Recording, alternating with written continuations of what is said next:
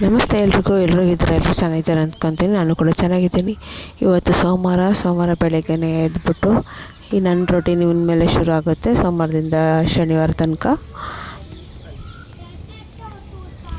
ಇವತ್ತು ಇಡ್ಲಿ ಮಾಡಬೇಕು. ಅದಕ್ಕೆ ಫಸ್ಟು ಚಟ್ನಿಗೆ ರೆಡಿ ಮಾಡ್ಕೊತಾ ಇದ್ದೀನಿ.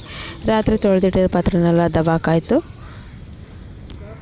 ಇವಾಗ ಫಸ್ಟು ಚಟ್ನಿಗೆ ರುಬ್ಕೊಳ್ಳೋಣ ಅಂತೇಳಿ ಇವತ್ತು ಬೇಗನೆ ಎದ್ದಿದ್ದೀನಿ. 4:45ಗೆ ಫಸ್ಟ್ ಅದಕ್ಕೆ ಚಟ್ನಿಗೆ ಶೇಂಗಾ ಬೀಜನೂ ಮತ್ತು ಕಡಲೆಬೇಳೆನ ಹುರ್ಕೋತಾ ಇದ್ದೀನಿ.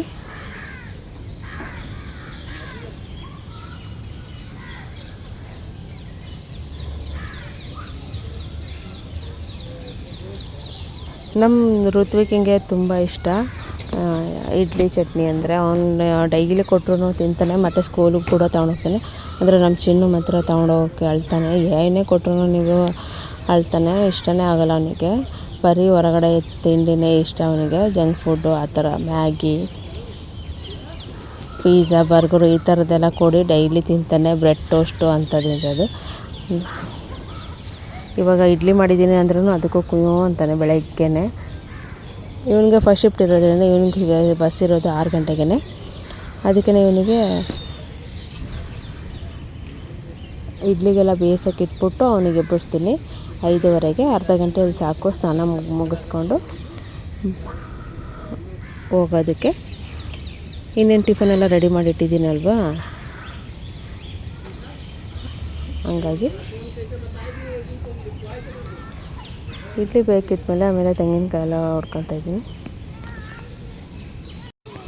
ತೆಂಗಿನಕಾಯಿ ಬೆಲೆ ಡೆಲ್ಲಿಲಿ 70 ರೂಪಾಯಿ 80 ರೂಪಾಯಿ ಒಂದು ತೆಂಗಿನಕಾಯಿ.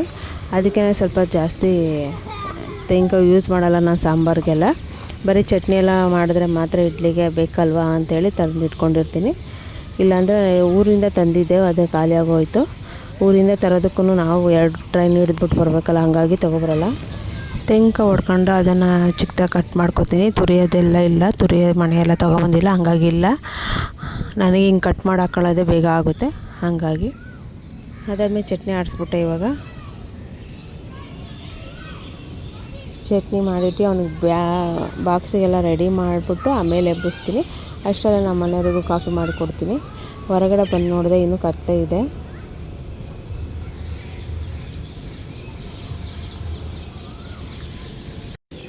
ಇವಾಗ ಮಳೆ ಆಗಿದೆಯಲ್ಲ ಚೆನ್ನಾಗೆ ಡೆಲ್ಲೀಲಿ. ಇವಾಗ ಸೊಳ್ಳೆಗಳು ಬೇರೆ ಕಾಟ, ಹಾಗಾಗಿ ನಾವು ಹಾಲಲ್ಲೇ ಮಲ್ಕೋತೀವಿ. ಹಿಂಗೆ ಸೊಳ್ಳೆ ಪರದೆನ ಹಾಕ್ಕೊಬಿಟ್ಟು. ಸೊಳ್ಳೆಗಳು ಜಾಸ್ತಿ ಇರ್ತವೆ, ಹಾಗಾಗಿ ಇವಾಗ ಚಿನ್ನಗೆ ಎಬ್ಬಿಸ್ತಾ ಇದ್ದೀನಿ ಎದ್ದು ಅಂತೇಳಿ. ಟೈಮ್ 5 ಗಂಟೆ ಆಗಿದೆ ಇವಾಗ. ಅಷ್ಟರಲ್ಲಿ ನಾನು ಫೋಲ್ಡ್ ಮಾಡಿ ಇಟ್ಟಿದ್ದೀನಿ ಇವಾಗ ಸೊಳ್ಳೆ ಪರದೆನ. ಇಲ್ಲಾಂದರೆ ಅದನ್ನು ಇಡೋದಕ್ಕೆ ಜಾಗ ಇಲ್ಲ. ಹಿಂಗೆ ಡೈಲಿ ಫೋಲ್ಡ್ ಮಾಡಿಡಬೇಕು, ಜಾಗ ಕಡಿಮೆ ಹಿಡಿಯುತ್ತೆ. ಚಿನ್ನಗೆ ಎದ್ದು ಅಂದಿದ ತಕ್ಷಣ 2 ಸಲ ಕರೆದ್ರೆ ಸಾಕು ಎದ್ದೇಳ್ತಾನೆ. ಅವನದೇನು ತೊಂದರೆ ಇಲ್ಲ ಎದ್ದೇಳೋದಕ್ಕೆ. ನಮ್ಮ ಋತ್ವಿಕೆ ಸ್ವಲ್ಪ ಎದ್ದೇಳೋದಿಲ್ಲ ಬೆಳಿಗ್ಗೆ ಹೊತ್ತು. ಅವನಿಗೂ ಟ್ರೈ ಮಾಡ್ತಾಯಿದ್ದೀವಿ ಫಸ್ಟ್ ಶಿಫ್ಟಿಗೆ. ಗೀಝರ್ ಆನ್ ಮಾಡಿದ್ದೀನಿ. ಅವನಿಗೆ ಎಬ್ಬಿಸ್ಕೊಂತಾನೆ ನಾನು ಇಡ್ಲಿ ಆಗಿತ್ತು, ಇಡ್ಲಿನ ತೆಗೆದಿಡೋಣ ಸ್ವಲ್ಪ ತಣ್ಣಗಾಗಲಿ ಅಂತೇಳಿ ಎತ್ತಿಡ್ತಾಯಿದ್ದೀನಿ. ಎತ್ತಿಟ್ಟು ಹಂಗೆ ಬಾಕ್ಸಿಗೂ ಪ್ಯಾಕ್ ಮಾಡಿಬಿಡ್ತೀನಿ. ಯಾಕೆಂದರೆ ಅವ್ನಿಗೆ ರೆಡಿ ಮಾಡಬೇಕಲ್ಲ ಇವಾಗ. ಮತ್ತೆ ನಾನು ಕಿಚನ್ಗೆ ಬರೋದಕ್ಕಾಗೋದಿಲ್ಲ. ಅದಕ್ಕೆ ಒಂದೇ ಸಲ ಬಾಕ್ಸ್ ರೆಡಿ ಮಾಡಿಕೊಂಡು ತೊಗೊಂಡೋಗ್ತೀನಿ. ಅವ್ನು ತಿನ್ನೋದೇ 2 ಇಡ್ಲಿನ, 1 ಎಕ್ಸ್ಟ್ರಾ ಹಾಕಿರ್ತೀನಿ ಯಾವುದಕ್ಕೂ. ಮಿಕ್ಕಿದ ಇಡ್ಲಿನ ಹಾಟ್ ಬಾಕ್ಸಿಗೆ ಹಾಕಿಟ್ಟಿರ್ತೀನಿ. ನಮ್ಮ ಮನೆಯವರು ಕೂಡ ಡ್ಯೂಟಿಗೆ ಹೋಗ್ತಾರಲ್ವ 7:30ಗೆ, ಅವರು ತಿನ್ಕೊಂಡು ಹೋಗ್ತಾರೆ. ಚಿನ್ನಗೆ ರೆಡಿ ಮಾಡಿಕೊಂಡು ಇವಾಗ ಸ್ಕೂಲಿಗೆ ಕರ್ಕೊಂಡು ಹೋಗ್ತಾಯಿದ್ದೀನಿ. ಚಿನ್ನಗೆ ಬಸ್ ಹತ್ತಿಸ್ಬಿಟ್ಟು ನಾನು ಕೂಡ ವಾಕಿಂಗ್ ಹೋಗ್ತೀನಿ. ಇವಾಗ ಸುಮಾರು ಮಕ್ಕಳಾಗಿದ್ದಾರೆ ನಮ್ಮ ಕಾಲೋನಿಯಿಂದ ಹೋಗೋರು. ಒಂದು 10 ಜನ ಮಕ್ಕಳಿದ್ದಾರೆ ಫಸ್ಟ್ ಶಿಫ್ಟಲ್ಲಿ. ಅಷ್ಟರಲ್ಲೇ ಬಸ್ ಕೂಡ ಬಂತು. ಬಸ್ ನಂಬರ್ನ ಚೇಂಜ್ ಮಾಡ್ತಾಯಿದ್ರು.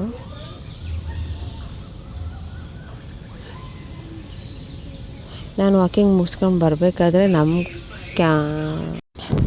ಕ್ಯಾಂಪಸ್ ಒಳಗಡೆ, ಕ್ಯಾಂಪಸ್ ಮುಂದೆನೇ ದಾಸವಾಳದ ಗಿಡಗಳಿದ್ದಾವೆ. ಅಲ್ಲಿ ಹೂವು ಬಿಡ್ತವೆ. ಇವಾಗ ಹೂವು ಕಿತ್ಕೊಂಡು ಹೋಗೋಕ್ಕೆ ಅಂತೇಳಿ ಹಂಗೆ ಕಿತ್ಕೊಂಡು ಹೋಗ್ತಾಯಿದ್ದೀನಿ ಪೂಜೆಗೆ.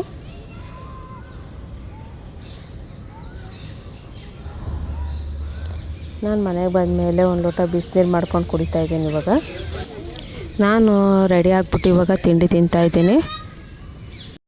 ಹಿಂದೆ ಕೂಡ ನೋಡ್ಬೋದು ಋತ್ವಿಕು ರೆಡಿ ಆಗಿದ್ದಾನೆ, ಏನೋ ಹುಡುಕ್ತಾವನೆ. ಕ್ಯಾಂಟೀನ್ ಐಟಮ್ನ ತೊಗೊಂಬಂದು ಅಲ್ಲೇ ಇಟ್ಟಿರ್ತೀವಲ್ವ, ಬಿಸ್ಕೆಟು ಚಾಕ್ಲೇಟ್ಸ್ ಎಲ್ಲ, ಅದನ್ನು ಹುಡುಕ್ತಾ ಇರ್ತಾರೆ ಯಾವಾಗಲೂ. ನಾನು ಅದನ್ನು ರೆಡಿ ಮಾಡೋದಕ್ಕೆ ಬೆಡ್ಶೀಟು ಹಾಕ್ಬಿಟ್ಟು ಇವ್ರನ್ನ ಅದು ಪದೇ ಪದೇ ಹಾಳು ಮಾಡಿರ್ತಾರೆ.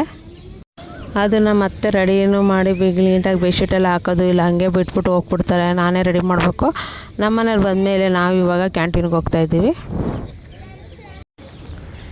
ಕ್ಯಾಂಟೀನ್ಗೆ ಹೋಗೋಣ ಅಂತೇಳಿ ಹೋಗ್ತಾಯಿದ್ವಿ. ನಮ್ಮ ಕ್ಯಾಂಟೀನ್ಗೆ ಹೋಗ್ತಾಯಿಲ್ಲ, ಆರ್ಮಿ ಕ್ಯಾಂಟೀನ್ಗೆ ಹೋಗ್ತಾಯಿದ್ವಿ. ಅಲ್ಲೊಬ್ಬರು ಪೊಲೀಸವ್ರು ಕುತ್ಕೊಂಡು ಗುಟ್ಕಾ ತಿಂತಾಯಿದ್ರು. ಅವರು ಬೆಳಗ್ಗೆಯಿಂದ ಈ ಶೆಕೆಯಲ್ಲಿ ಇನ್ನೇನು ಮಾಡ್ತಾರೆ, ಗುಟ್ಕಾ ತಿನ್ಕೊಂಡು ಕೂತಿದ್ರು. ಅದಾದಮೇಲೆ ಕ್ಯಾಂಟೀನ್ ಒಳಗಡೆ ಬಂದ್ವಿ. ಕ್ಯಾಂಟೀನಲ್ಲಿ ಬೇರೆ ಐಟಮ್ಸ್ ಎಲ್ಲ ಇದ್ದಾವೆ, ನಮಗೆ ಬೇಕಾಗಿರೋದೇ ಇಲ್ಲ. ಎಣ್ಣೆ ಬೇಕಾಗಿತ್ತು, ನಮಗೆ ಎಣ್ಣೆನೇ ಇರಲಿಲ್ಲ. ಸ್ವಲ್ಪ ಐಟಮ್ಸ್ ತೊಗೊಂಡ್ವಿ, ಇಲ್ಲೂ ಕೂಡ ಬೇಕಾಗಿರೋದನ್ನ ಮಾತ್ರ ತೊಗೊಂಡ್ವಿ. ನಮ್ಮ ಕ್ಯಾಂಟೀನಿಗೆ ಹೋಗೋಣ ಅಂತ ಅಂದ್ಕೊಂಡಿದ್ವಿ. ನಮಗೆ ಬೇಕಾಗಿರೋದು ಎಣ್ಣೆನೇ ಖಾಲಿಯಾಗಿತ್ತು ಮನೆಯಲ್ಲಿ. ಹುಡುಕಿದ್ವಿ, ಎಲ್ಲೂ ಸಿಕ್ಕಿಲ್ಲ. ಸನ್ ಡ್ರಾಪ್ ಒಂದೇ ಇತ್ತು. ಸನ್ ಡ್ರಾಪು 200 ಚಿಲ್ಲರೆ ಅದು ಎಣ್ಣೆ.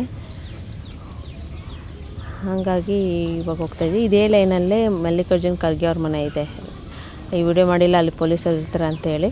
ಅದಾದಮೇಲೆ ನನಗೆ ನಮ್ಮ ಮನೆಯವರು ಹೇಳಿಸ್ಬಿಟ್ಟು ಕ್ಯಾಂಟೀನ್ಗೆ ಹೋದರು. ಅಲ್ಲಿ ತೊಗೊಂಡು ಇವಾಗ ಮನೆಗೆ ಹೋಗ್ತಾಯಿದ್ದೀವಿ. ಇವಾಗ ಮತ್ತೆ ನಾವು ಹೊರಗಡೆ ಹೋಗ್ತಾಯಿದ್ದೀವಿ. ಕೇಂದ್ರೀಯ ವಿದ್ಯಾಲಯ ಸಂಘಟನೆಗೆ ಹೋಗ್ತಾಯಿದ್ದೀವಿ. KV ಸ್ಕೂಲು ಸಂಘಟನೆಗೆ ಹೋಗ್ತಾಯಿದ್ದೀವಿ. ಇವಾಗ JNU ಕ್ಯಾಂಪಸಲ್ಲಿದೆ.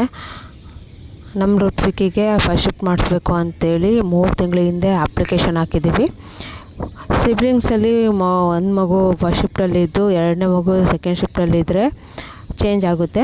ಹಾಗಾಗಿ ನಾವು ಅಪ್ಲಿಕೇಶನ್ ಹಾಕಿದ್ವಿ. ಋತ್ವಿಕಿಗೂ ಫಸ್ಟ್ ಶಿಫ್ಟೇ ಮಾಡಿಸ್ಬೇಕು ಅಂಥೇಳಿ. ಯಾಕೆಂದರೆ ಟೈಮ್ ತುಂಬ ಹಿಡಿಯುತ್ತೆ. ಇದು ಬೆಳಗ್ಗೆ 11 ಗಂಟೆಗೆ ಹೋದರೆ ಅವ್ನು ಮನೆಗೆ ಬರೋದು 7:30 ಆಗ್ಬಿಟ್ಟಿರುತ್ತೆ.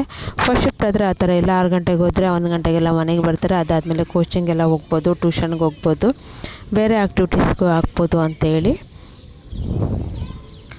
ಇದಿರೋದು ಸೆಕೆಂಡ್ ಫ್ಲೋರಲ್ಲಿ. ಇವಾಗ ನಾವು ಸೆಕೆಂಡ್ ಫ್ಲೋರ್ಗೆ ಹೋಗ್ತಾಯಿದ್ವಿ.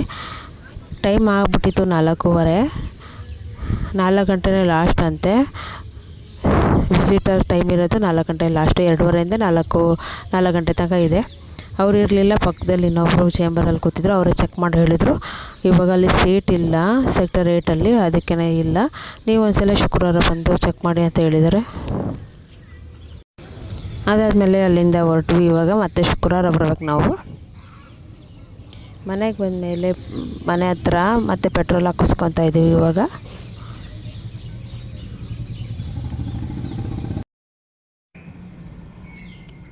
ಈ ಪೆಟ್ರೋಲ್ ಪಂಪು ನಮ್ಮ ಸ್ಟೇಷನ್ ಪಕ್ಕದಲ್ಲೇ ಇರೋದು. 2 ಇದ್ದಾವೆ ನಮ್ಮ ಸ್ಟೇಷನ್ ಪಕ್ಕ. PM ಹೌಸ್ ಎದುರುಗಡೆನೇ ಇರೋದು ಇದು. ಗಾಡಿ ಪೆಟ್ರೋಲ್ ಹಾಕಿಸ್ಕೊಂಡು ಇವಾಗ ಮನೆಗೆ ಹೋಗ್ತೀವಿ. ಇಲ್ಲಿಂದ ಮುಂದೆ ಹೋಗಿ ಒಂದು ಸರ್ಕಲ್ ಬರುತ್ತೆ, ಅಲ್ಲಿಂದ U-ಟರ್ನ್ ತೊಗೊಂಡು ಮನೆಗೆ ಹೋಗಬೇಕು.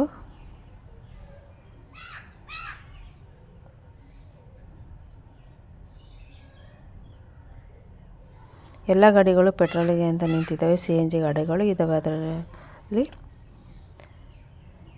ಇವಾಗ ಒಳಗಡೆ ಹೋದ್ವಿ. ಅದಾದಮೇಲೆ ಮನೆ ಹತ್ರ ಸಂಜೆ ಆಗೋಯ್ತಲ್ವ. ಸಂಜೆ ಮೇಲೆ ಇವಾಗ ಡೆಂಗು ಸೊಳ್ಳೆಗಳು ಇದ್ದಾವೆ ಅಂತೇಳಿ ಔಷಧಿ ಹೊಡಿತಾಯಿದ್ರು ಬಂದ್ಬಿಟ್ಟು. ನಾನು ಕ್ಯಾಂಟೀನ್ ಐಟಮ್ ಎಲ್ಲ ಸ್ವಲ್ಪ ನೋಡ್ತಾಯಿದ್ದೆ ಎಷ್ಟು ಇದ್ದಾವೆ ಅಂತೇಳಿ.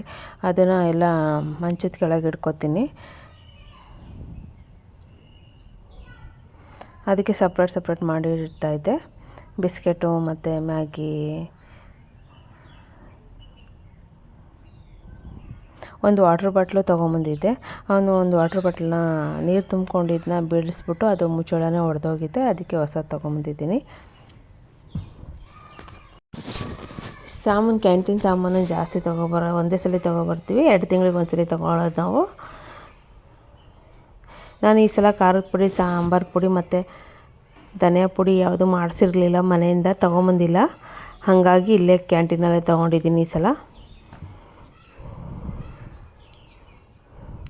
ಎಣ್ಣೆ ರೇಟೆಲ್ಲ ತುಂಬ ರೈಟ್ ಆಗಿಬಿಟ್ಟಿದೆ ಇವಾಗ. ಎಣ್ಣೆ ನಮಗೆ ಕ್ಯಾಂಟೀನಲ್ಲೇ ₹40 ಏನೋ ಬಿತ್ತು. ಆಮೇಲೆ ಪೇಸ್ಟು, ಸೋಪು, ಬಿಸ್ಕೆಟ್ಗಳು ಜಾಸ್ತಿ ತೊಗೊಂಬಂದಿದ್ದೀನಿ ಈ ಸಲ. ಮತ್ತು ಪೆನ್ ಇತ್ತು, ಆರ್ಮಿ ಕ್ಯಾಂಟೀನಲ್ಲಿ ಪೆನ್ನು, ಬುಕ್ಸು ಎಲ್ಲ ಬರ್ತವೆ, ಅದನ್ನು ತೊಗೊಂಡಿದ್ದೆ. ನಮ್ಮ ಚಿನ್ನು ಕರ್ಕೊಂಡು ಹೋದರೆ ಬೇರೆ ಬೇರೆ ಬಿಸ್ಕೆಟ್ಗಳೆಲ್ಲ ತೊಗೊತಾನೆ. ಡಾರ್ಕ್ ಫ್ಯಾಂಟಸಿ ತೊಗೊಂಬಂದಿದ್ದಾನೆ ಇವಾಗ 2.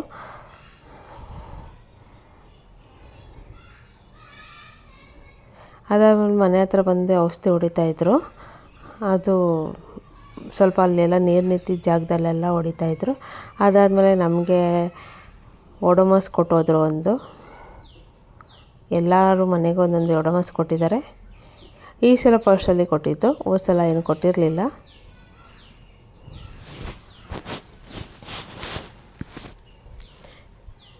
ಸೈನ್ ಮಾಡ್ತಾಯಿದ್ದೀನಿ ಇವಾಗ ನಾನು.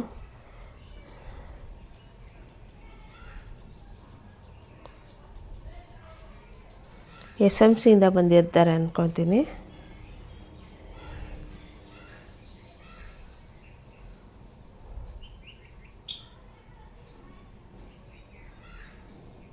ನಾನು ಕ್ಯಾಂಟೀನಲ್ಲಿ ಒಡೋಮೋಸ್ ತೊಗೊಂಬಂದಿದ್ದೆ, ಒಂದು ಹಳೇದಿದೆ.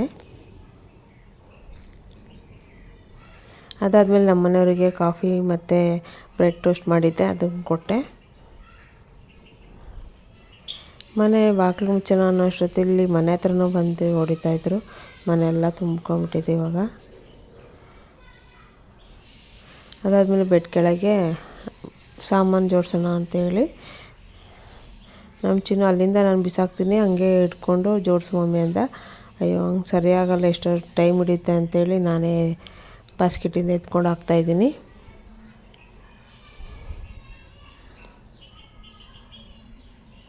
ಇದು 2 ತಿಂಗಳಿಗಾಗುತ್ತೆ.